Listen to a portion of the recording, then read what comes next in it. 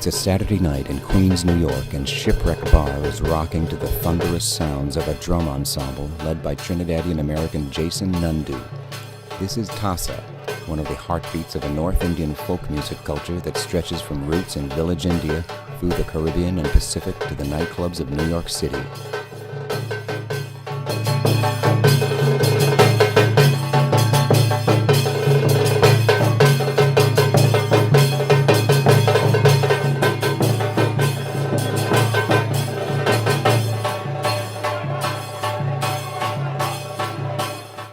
The Caribbean basin countries of Trinidad, Guyana, and Suriname are multiracial societies that include around 1 million people of East Indian descent. This Indo-Caribbean population cultivates some of the most distinctive and dynamic music in the Americas, from traditional folk songs to pop chutney. After slavery ended in the British West Indies in the 1830s, the British colonial government started importing indentured workers from abroad as a source of cheap labor. Many thousands of people immigrated to the region, including the Dutch colony of Suriname, from China, Portugal, and even Africa, creating a rich cultural mix. By far the largest number of immigrants, around 500,000, came from India between 1845 and 1917. Their descendants now constitute around 40% of the population of the three countries. During the latter part of this same period, around 60,000 indentured Indians also immigrated to the Fiji Islands, another British colony in the faraway Pacific. Most of the Indian immigrants to the Caribbean and Fiji, and those whose musical legacy is the subject of this film, came from the Bhojpuri region of North India, today a poor, backward, and densely populated area straddling the Indian states of Uttar Pradesh and Bihar. The immigrants came as sugar plantation workers, and many of them remain agriculturalists today. Father belonged to Uttar Pradesh. Yeah. 10, 15 for the linemen in India. He said, man, what are you doing here? Come going in Trinidad. He said, Trinidad is a place they have sugar. They call chini mean chini sugar. He said, chalo Trinidad. Sahaje mein paisa mili. और यहाँ पर तू लोग क्या कर रहा? He said, all right, let me go in Trinidad. Now they load them up. But when they come here now, when they see looking for ship sugar, you know how shipping sugar. They have to go and plant cane, have to cut cane, carry factory and making sugar. And when they see that, now they hold a cane root and they cry. Say, leave the mother and father, knowing that they only have ship sugar in this country. But my father was a hard-working man, he didn't sorry.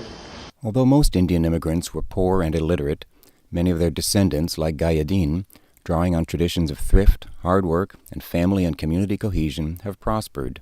Many have moved into towns and cities where they have excelled in business and their professions. Since the 1980s, many East Indians from Guyana and Trinidad have migrated to North America, establishing flourishing communities in New York, Miami, Toronto, and elsewhere. Meanwhile, many Indo-Surinamese have migrated to the Netherlands, and Indo-Fijians have settled in Australia and the west coast of North America. In the process, they've made Bhojpuri culture, in both traditional and creolized forms, into a global phenomenon. After the indentureship program ended in 1917 and the ships stopped coming from India, the Caribbean and Fijian communities became isolated from the ancestral Bhojpuri region and had no contact with each other. In each locale, they had to share their new homelands with earlier inhabitants, whether Creole West Indians or indigenous Fijians. Nevertheless, on the whole, the Indians were not only able, but determined to maintain much of their traditional culture, whether the rustic folkways of the ancestral Bhojpuri villages or the broader traditions of North Indian culture.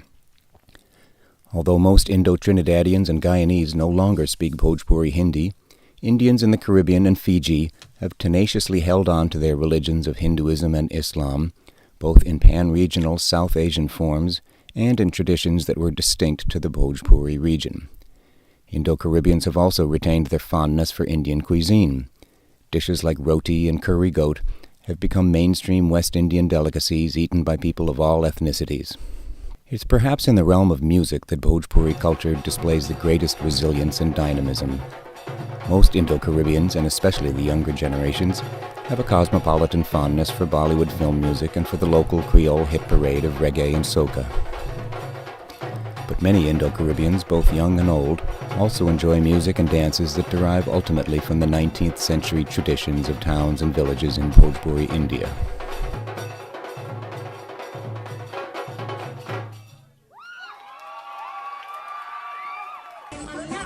Probably the most familiar aspect of the Bhojpuri musical legacy is chutney. Chutney derives from the lively and sometimes saucy folk songs and dances performed by women, with no men around, at Hindu weddings in the Bhojpuri region. After taking root in the Caribbean, starting in the 1960s, chutney literally came out of the closet, and in the next decades became a fixture not only of weddings, but of the public entertainment scene as well.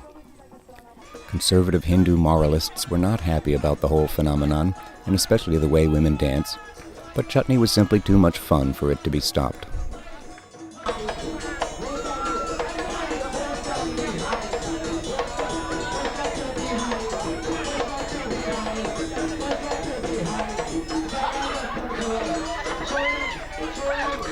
Chutney, although widely popular nowadays, is only one part of a stratum of Indo-Caribbean culture that derived from 19th century Bhojpuri villages and that persists like a strong undercurrent to the present.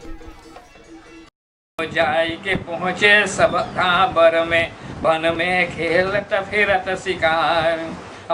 of the oldest and traditionally most widespread forms of song in India consisted of narrative epic ballads sung to simple repeated melodies by bardic specialists. In the era before cinema and television, such tales enraptured audiences, conjuring up images of mighty kings and fearsome demons. Like European ballads of the Iliad, the Odyssey, and the Song of Roland, the most popular Indian epics, including the ancient Ramayana and Mahabharata, were tales of great wars with heroism and treachery, earth-shaking battles, and meddling divinities. In the 19th century in the Bhojpuri region and nearby areas, one especially popular epic was the tale of the heroic warriors Alha and Udal. Although mostly passed down as an oral tradition, around 1870 a Hindi version of the epic was published, and copies of it made their way to the Caribbean. Lal Ram Jagannath is one Trinidadian vocalist who still has a tattered copy of the book and enjoys singing its rhymed narrative to some of his elderly Hindi-speaking friends. As in India, Alha is properly sung only during the rainy season months of July and August.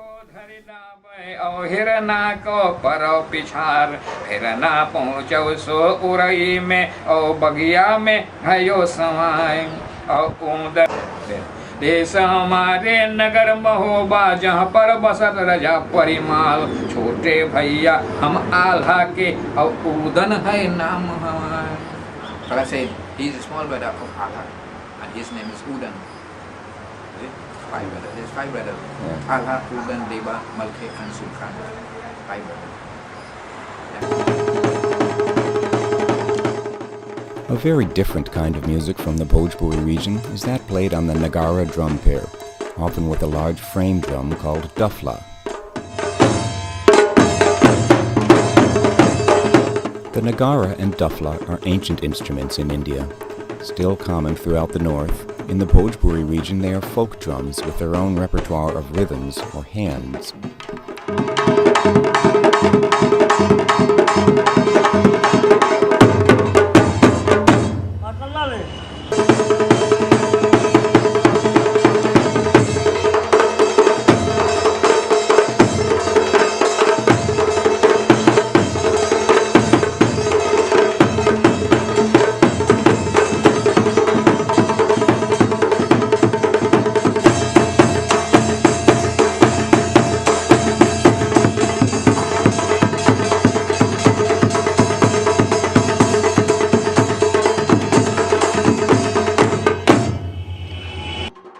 Although usually played by lower caste specialists, the nagara is mostly associated with the cattle herding caste of Ahirs or Yadavs, whose men and boys dance vigorously to its driving rhythms.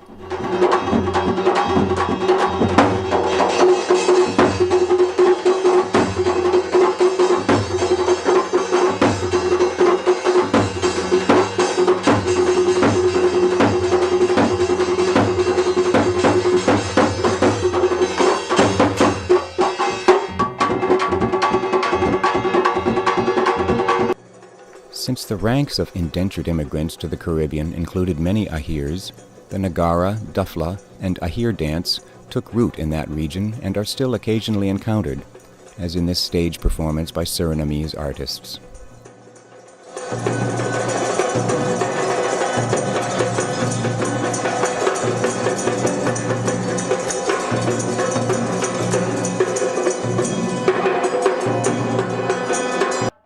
In the Caribbean, most often the nagara has been used to accompany a kind of Bhojpuri folk song called birha.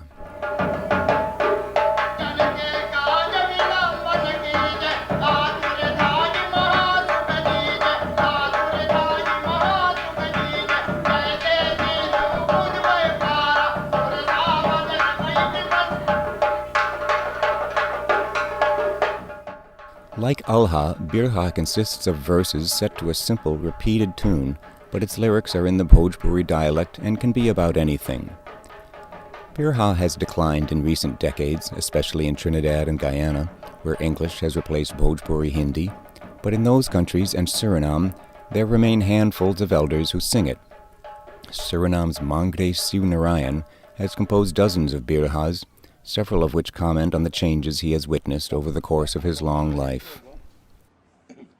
अरे पिता के नाम सुनो धर्म सिंह बाबू और माता के धर्म देई है नाम सुन ले भैया माता के धर्म देई है नाम और पुत्र के नाम सुनो हेनी जोनी वेम्पी और पुत्री के मारी चलुई सा नाम धरावत बाटे पुत्री के मारी चलुई सा नाम और बड़ा उमंग है और तरंग से बाबू देखो रादियों में यो दे ले बधाई जाए के भैया रादियों में यो दे ले बधाई और सुनने वाले मित्र जन सुनते हंसत है ठठाई और ठठाई बजत बाटे हेनी जोनी विम्पी के बधाई.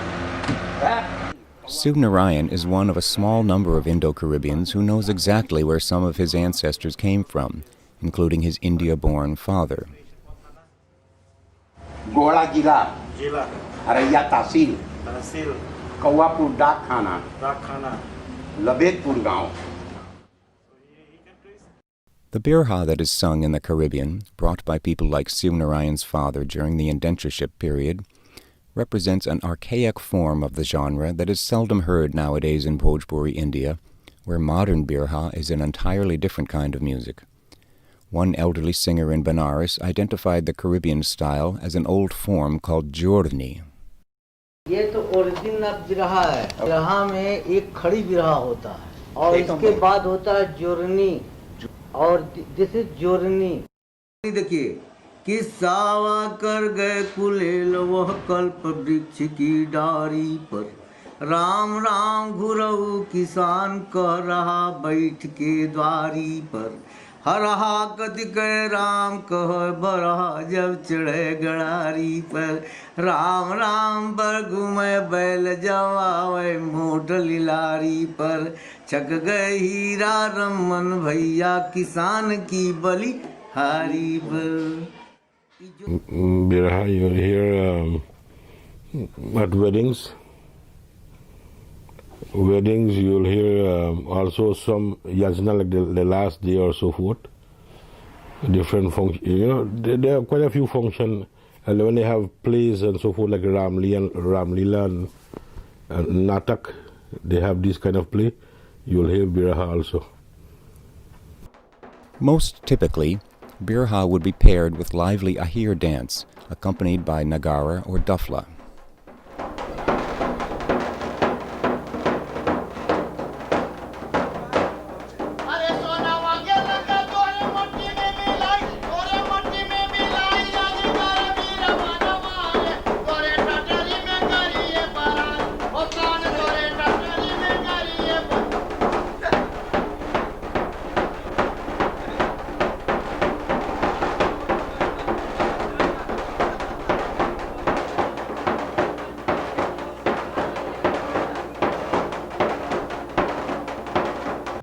Another context in which birha could be sung is an old folk theater tradition called Sarvan Kumar, which weaves comedy, dance, action, and birha into an episode from the Ramayan epic. The Sarvan Kumar tradition is dying out under the influence of the mass media, but the mass media can also help document it for posterity, as in this YouTube posting of a Sarvan Kumar show with birha from a Trinidadian wedding.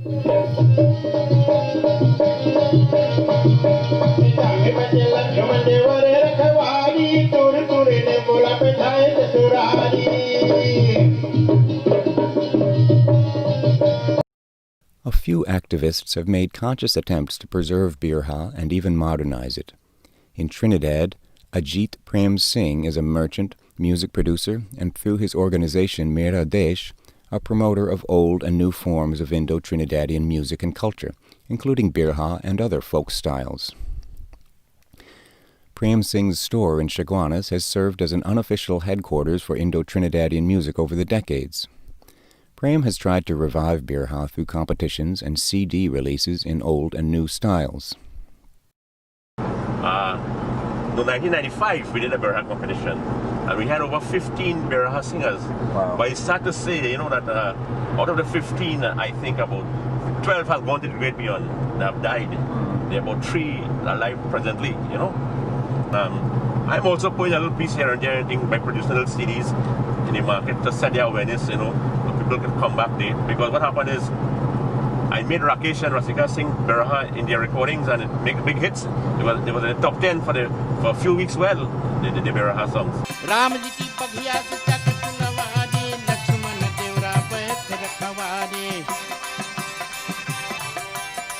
Tour ने बुला भेजावे ससुरारी ओही ने बुला के बनावे तरकारी. Meanwhile, Bhojpuri-speaking Indo-Surinamese audiences can still enjoy the whimsical birha lyrics improvised by Pinto Shivanand, set to digitized soca beats.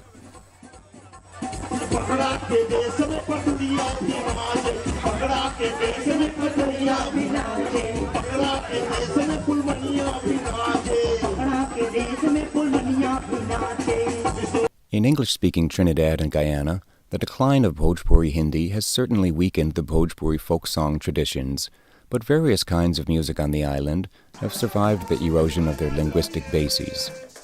Followers of the West African-derived Orisha or Shango worship sing songs in the Yoruba language, which is no longer spoken in Trinidad.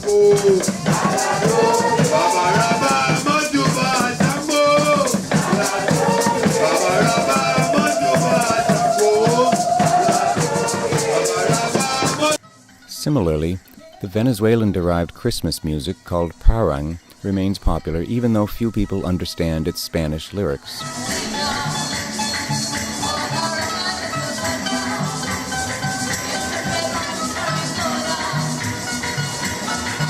Folk songs in Bhojpuri Hindi are still sung and heard in a variety of contexts, despite the decline of that language. At many Hindu Trinidadian weddings, a troupe of women, using locally published songbooks, may be hired to sing the traditional folk songs that accompany nearly every stage of the Sunday rituals.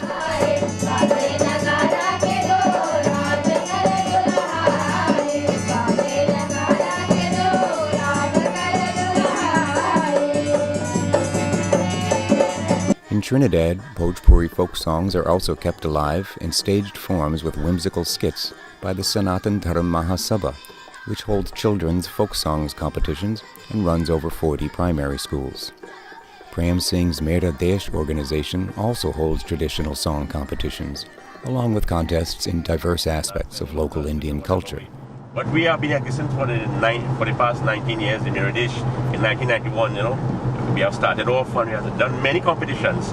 We have done a doubles competition, a roti making competition. We have done sweets and delicacies, like laddu and pera, and also we did appetizers like kachori and sahina competition. We did a micorama with the mic men with the funnels on their cars. We have also done a senior Tassarama, a junior Tassarama. In Suriname, a key figure in the revitalization of Bhojpuri folk song is vocalist Chris Ram Kalawan. His store in Paramaribo, like that of Ajit Prem Singh in Trinidad, is a central meeting place for local Indian performers. Ram Kalawan himself is a dynamic and versatile artist. Aside from making innovative dance band music, he hosts a TV show featuring traditional performers and sings and composes new songs in traditional forms like Kajri, a Bhojpuri rainy season folk song style.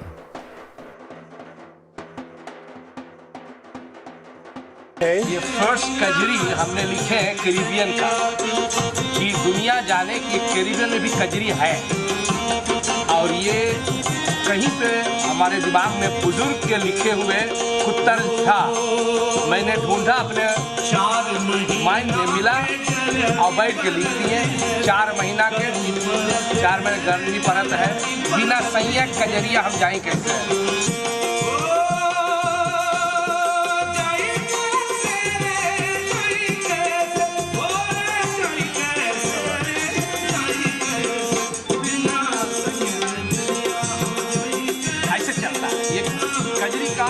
लज्जत है लज्जत जो होना चाहिए है वो वहाँ पर परंपरा है अपना स्टाइल है अपना प्रांत के अपना स्टाइल है अपना परंपरा है पर हम लोग सबके मिक्सचर है हम लोग परिवर्तन ला रहे हैं हम लोग थ्रू द वेस्टर्न वर्ल्ड और हम लोग भारत के बिहार के भोजपुरी गीत को जिंदा रखे हुए भी उसमें परिवर्तन लाते हैं उसमें सोका चटनी धरते हैं उसमें रेगे धरते हैं उसमें रैप भी धरते हैं बबलिंग धरते हैं मतलब कि जो होना चाहिए था कब के हो रहा है और वो सूरीनाम सिर्फ करता है और ट्रिनिडाद गयाना कम मात्रा में बट सूरीनाम और Trinidad is number 1 in the world to do this all and we are creating that because we take this as हमारे लिए एक पूंजी है इसको हम लोग को डेवलप करना है नहीं पकड़ के बैठना कि यही इसको मिक्स मत करो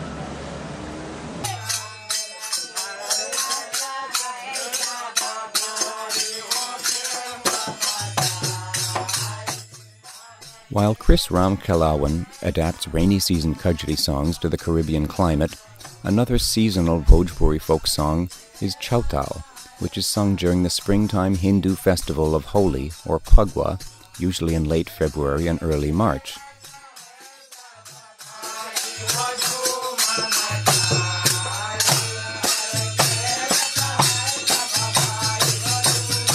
Although having a mythological religious origin, Phagwa is a time of fun and merriment in which Hindus, following the example of the mischievous Lord Krishna, playfully spray each other with colored powder.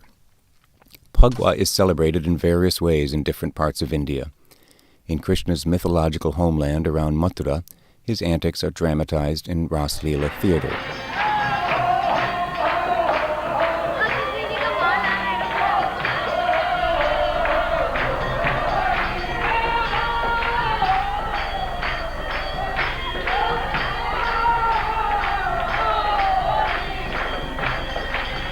In the nearby rival towns of Nandgaon and Barsana, men from one town cower under leather shields and submit themselves to beatings by Brahmin women from the other town.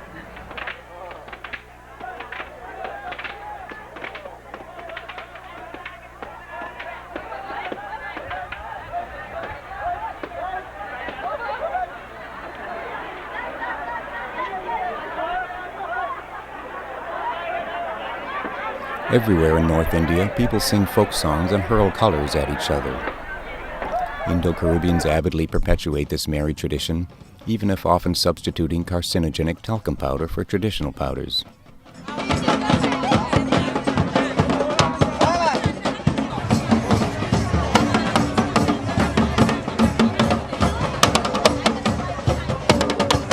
During the indentureship period, the characteristic Phagwa folk song style of the Bhojpuri region was chowtal, which is avidly sung today by Caribbean and Fijian enthusiasts who gather to sing in temples, house blessing visits, and friendly competitions. In chowtal, a set of 4 or 5 singers playing jhal cymbals sing a line of Hindi verse, which is then repeated by the other singers while the first group catches its breath. Accompanied by dholak barrel drum, the song goes through a series of complicated rhythmic modulations, accelerations, and decelerations, including exuberant climaxes where the words are shouted at tongue-twisting speed.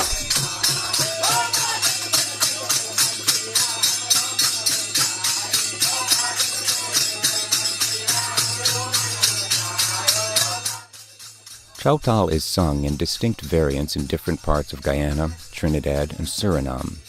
Meanwhile, it is also avidly sung in very similar styles by Indo-Fijians in the Pacific and the west coast of North America, where it might even provoke dancing in Bhojpuri style.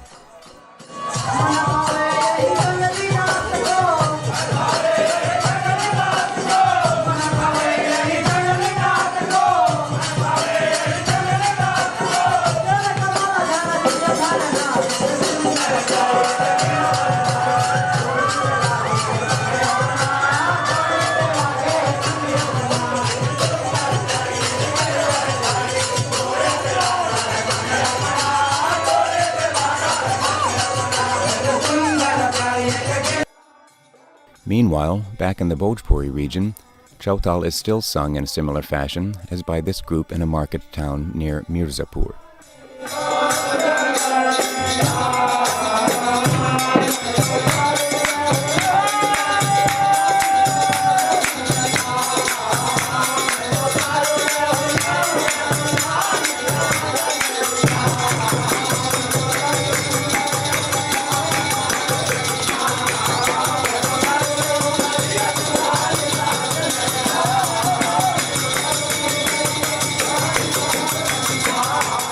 Surprisingly, chowtal is sung only in scattered locales in India and is clearly in a state of decline.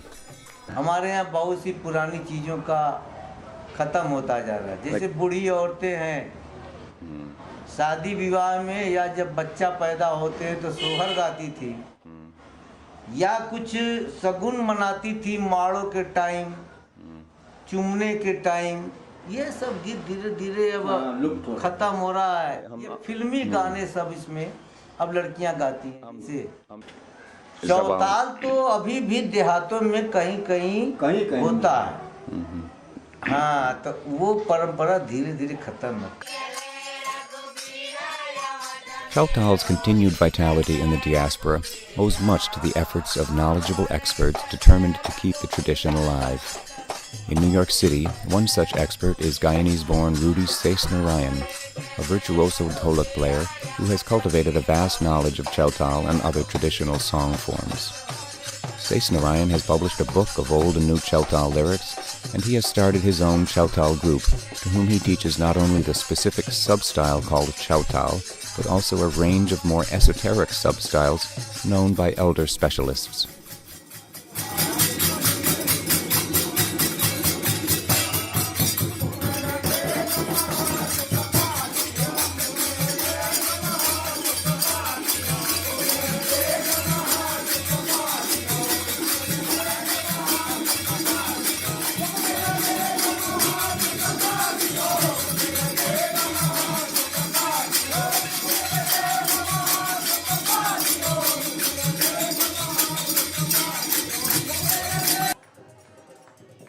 Much of the Bhojpuri folk music heritage in the Caribbean and Fiji, like birha and chowtal, consists of entities that have changed or declined in North India itself.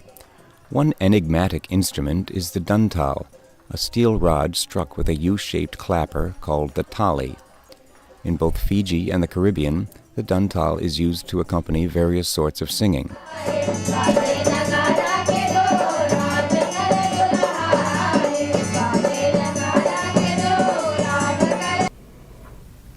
So this is the tali, this is the dantal. Put together and you play. The dantal represents something of a historical mystery, as it is very rare in India today and hardly anyone in the Bhojpuri region has even heard of it. One book published there in 1980 displays it, identifying it by name, and a few elder musicians recall its use in former times.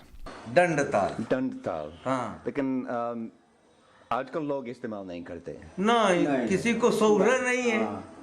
They are not knowing the how it is tackled. और दंडताल कौन से गीत के साथ बजाया जाता है? बिरहा के साथ। हाँ, yes. और यानी किसी दूसरे जैसे करताल लोहे का लेके बजाते थे, वैसे उसको जो है ऐसे छड़ी की तरह से होता था, और उसे घोड़े की नाल की तरह से एक दूसरा होता था, उसे एक हाथ में लेके उसी से बजाते थे, ऐसे खड़ा करके।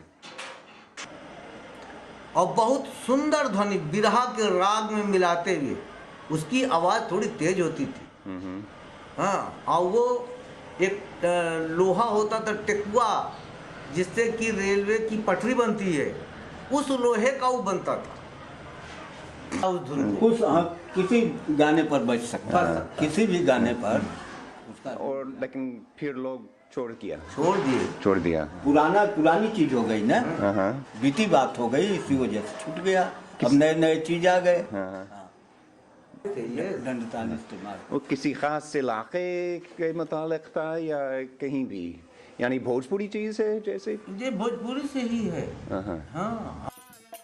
Like old-style birha, the dantal might represent something that existed a century ago in the Bhojpuri region, spread to the diaspora, and then declined in India. But some Caribbeans believe that it was invented in their own region by the immigrants, the so-called jihadis, or ship people. The dantal enigma, as you know, is something that keeps me busy.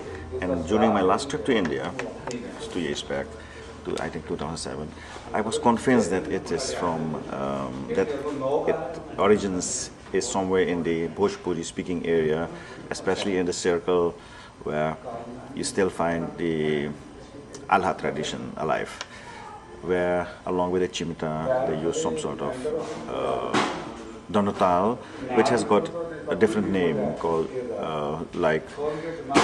Gaj, Sikh or Sariya, which all refer to an instrument made by a piece of metal, okay? A metal rod, whatever. But lately I have started having doubts about this theory. There is also possible that the Jahajis took it back. It originated here, but the Jahaji, when they, after finishing their contracts, serving the term after 5 years, some went back and introduced it in India. And from there, perhaps, they brought it to the other diaspora destinations. It's I think, one of the open questions that will boggle our mind for generations. Some of the most vital Indo-Caribbean cultural activity takes place in the secondary diaspora site of New York City. Preeta Singh, a Guyanese-raised cultural activist and dramatist, heads the Raj Kumari Center, which promotes old and new forms of Indo-Caribbean arts and culture, especially through annual stage extravaganzas called Khichdi. Well, the Raj Kumari Cultural Center was founded by the late Gaur Singh, who was a Kathak exponent born in Guyana. And on his return from India, having studied with Birju Maharaj at the Kendra, Kathak, he became a national icon, working closely with his mother Rajkumari Singh, and they embarked on a journey of gathering the folk artists and traditional Bhojpuri artists and Madrasi artists from the rural areas and introducing them into the national cultural scene of Guyana. And so in New York in 1995, Gora formed the Rajkumari Cultural Center. It was the first community arts organization in New York. Actually, is the first Indo-Caribbean cultural center in the world at the time. And then the Khichdi Festival came along, which is more than just a festival. It's a program that we have, and it has become the field where we bring elders, young masters, professional artists, and students together, so that there's this wonderful interaction that goes on, a sort of teaching and learning, common teaching and learning. From the perspective of the Rajkumari Cultural Center, over the last, 10 years, 12 years, we've been pioneering this in our community and pioneering working with the younger generation so that they can develop a palate and an appreciation for our indigenous culture in the raw, without the dressings. I think we've been responsible for the revitalization of quite a lot of things in the community. We've brought a lot of new pride.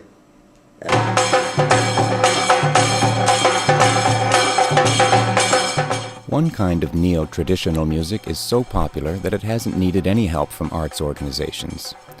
Tassa drumming is one of the most dynamic parts of the North Indian musical heritage and has become a lively component of Trinidadian music culture.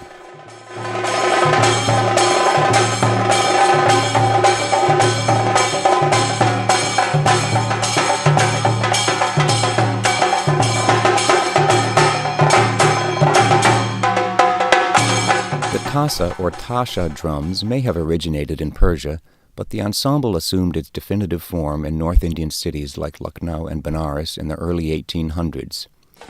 Today, groups with Tassa kettle drums, bass drums called dhol, and metal cymbals or shakers are heard throughout North India. In Bhojpuri region cities like Benares, Tassa groups play at various sorts of outdoor events and processions. Aside from weddings, a Tassa band could be hired to enliven a political rally.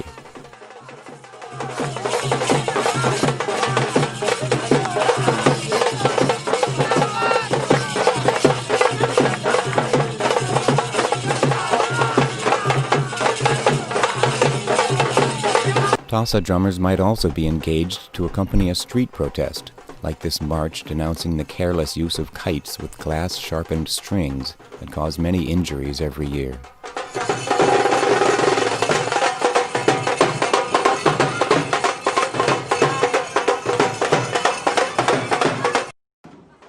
In both Trinidad and North India, Tassa groups are especially prominent in Muharram, an annual event in which Shia Muslims commemorate the martyrdom of Hosay, a grandson of the Prophet Muhammad. Hosay and his comrades were killed in a battle in Karbala, modern-day Iraq, in the year 680. Some ardent Shias honor their fallen saint by beating themselves with whips. Other Muharram participants express their devotion by building mobile taziyas, imaginative replicas of the tombs of the martyrs, which are paraded through the streets.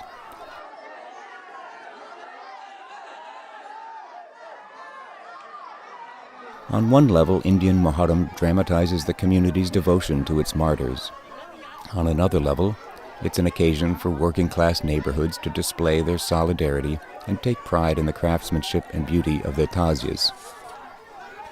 Meanwhile, a more immediate level of drama involves getting the taziyas underneath the tangle of canopies and electric wires that dangle over every narrow lane.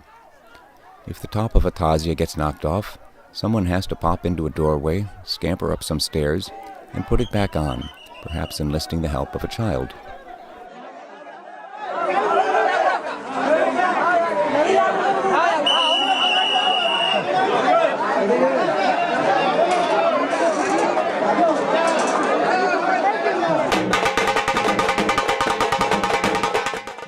Accompanying the taziyas are several Tassa bands, mostly composed of amateurs like these players in Delhi's Old City.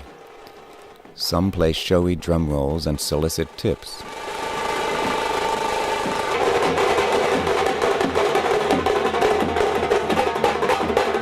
Generally, however, the Muharram rhythms are more solemn in character, like those played by these drummers in Benares.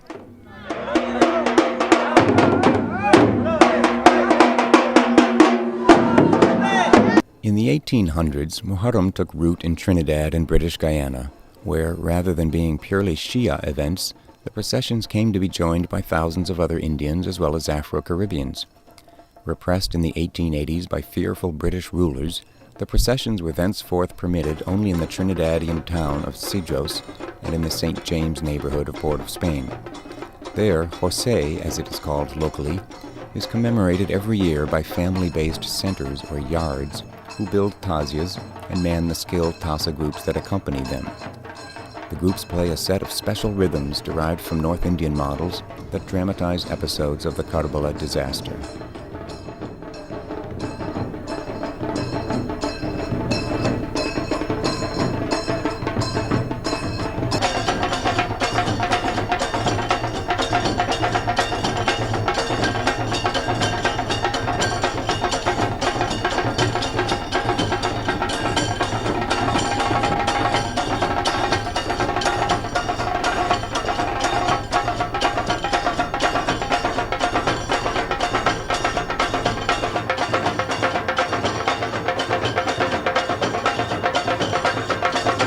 Meanwhile, Tassa drumming is heard year-round in Trinidad at various occasions, especially Hindu weddings.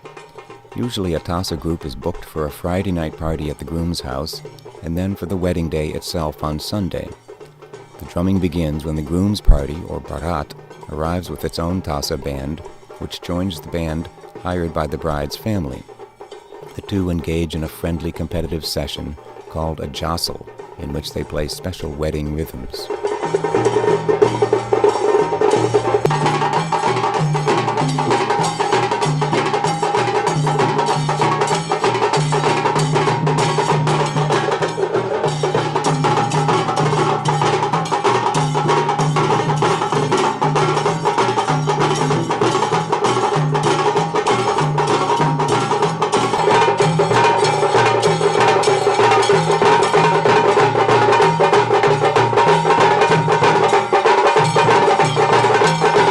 Later, the two groups meet for a more cacophonous jostle, in which they play different rhythms at once and try to overpower each other by sheer volume, stamina, and determination.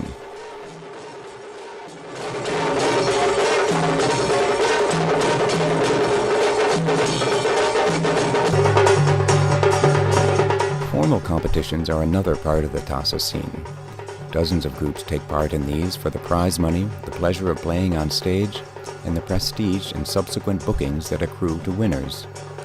In most competitions, like Prem Singh's Junior Tassa Rama, groups are required to play a fixed sequence of rhythms and are judged by standardized criteria. Nevertheless, the judges' decisions invariably provoke some people to hurl accusations of bias, and others to simply shrug their shoulders and smile.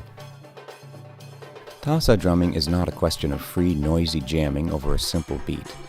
Rather, it involves group mastery of a set of composite rhythms called hands, with tight coordination between the ensemble members, who typically play two Tassa kettle drums, a large bass drum, and brass cymbals called jhal or jhanj. The lead Tassa, called the cutter, plays flashy foreground parts and guides the group through cadential patterns called tals, which might segue to a different hand or to a faster section called bharati of the same hand. The player of the second Tassa, the fule or fuller, supports the cutter. Most of the hands are adaptations or arrangements of rhythms from other sources. The Kabir Bhajan hand comes from rhythms accompanying devotional songs for the 16th century saint Kabir.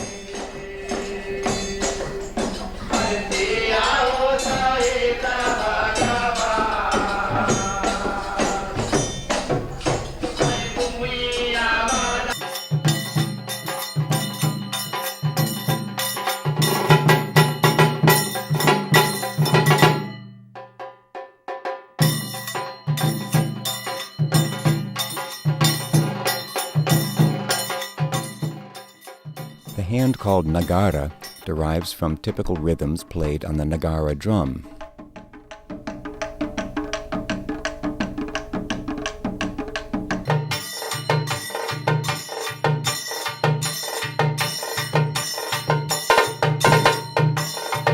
Some hands come from local classical music, an idiosyncratic Trinidadian version of North Indian light classical music.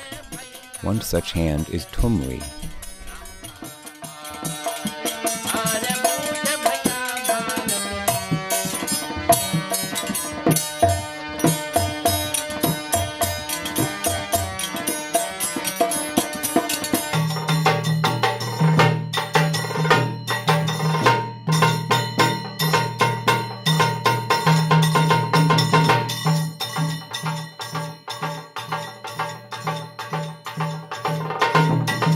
A typical drum suite might last 10 or 20 minutes.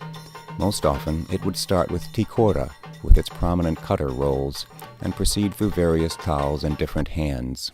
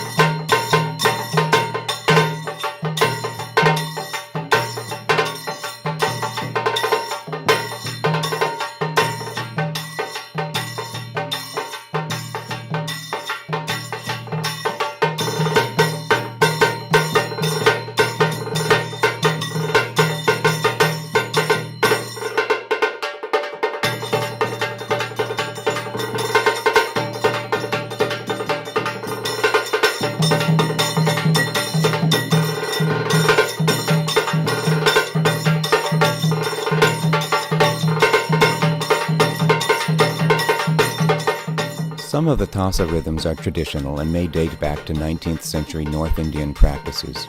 But as in India itself, Tassa players like Ryan Ali and his uncle Lenny Kumar are eclectic and value innovation as much as preservation. Well, I, as a drummer, professional drummer, I get inspiration from like different music, you know, like African type music. I play like Swazi, these are different beats that African drummers play, you know, like belly, all that kind of stuff. I will learn their beat and mix it with my type music and create Tassa beat with the African style. A different sort of innovation and a departure from Indian tradition is represented by the presence of a few female players like Donna Ram Sumer of the Evergreen Tassa group. Tassa skills are transmitted in various ways. Some people take lessons from expert drummers like Lenny Kumar, who also enjoys teaching neighborhood kids in his home in South Trinidad. Others learn by informal interaction with older players, and there is no shortage of young virtuosos. In Trinidad today, there are well over 100 groups playing semi-professionally at weddings and other occasions.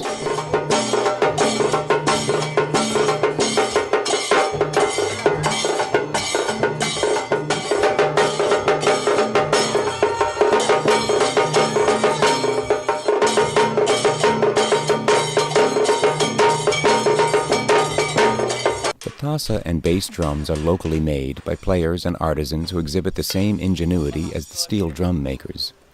The tassas used to be made of clay, but nowadays are made of steel, typically the sawed-off ends of metal canisters. Lenny Kumar, a skilled mechanic as well as a drummer, makes his own tassas. Until the 1990s, Tassa drum heads were made from goat skin, which, though sweet-sounding, needed to be tuned up by heating by fire and also required free-range goats with tough skins. Nowadays, most players use synthetic heads. Goat skin, however, must still be used for the bass drum, whose body is made from a heavy mango wood log. Once that is cut and chiseled out, the goat skin is prepared by scraping the hair off, soaking it, and then fitting it around a bamboo ring. Another ring, called a lock, is then used to secure the skin tightly, as done here by Sunil Mathura, who, like Lenny Kumar, is a craftsman as well as a gifted drummer. The skin is then placed on the drum and holes are driven into its edge. A strong rope whose end has been stiffened by thread and wax is then fed through the holes and around the bottom.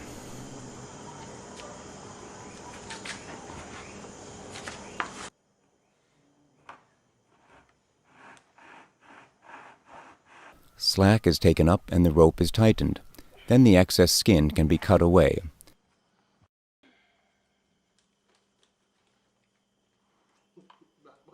But the head must then dry over a few days and then be loosened and lifted off so that a pancake-shaped mixture called masala can be applied to the inside. Why don't you put the masala on before you do all this? Okay. No, it's skin wet. The skin wet, so the masala will hold. Okay, okay. Trust me, I've tried it. The result of so much work is a set of drums that can withstand heavy beating and produce a thunderous sound that provokes some Trinis to cover their ears and others to dance.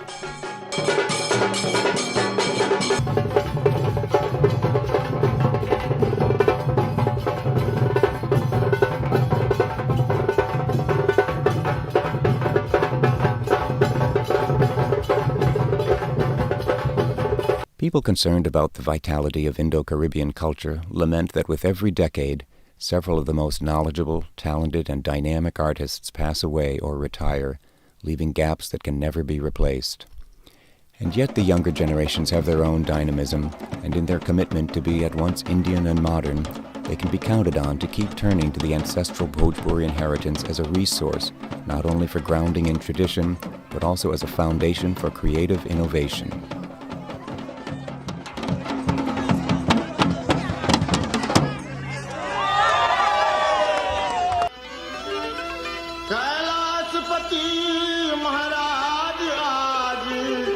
Shankar Shiv bomb bomb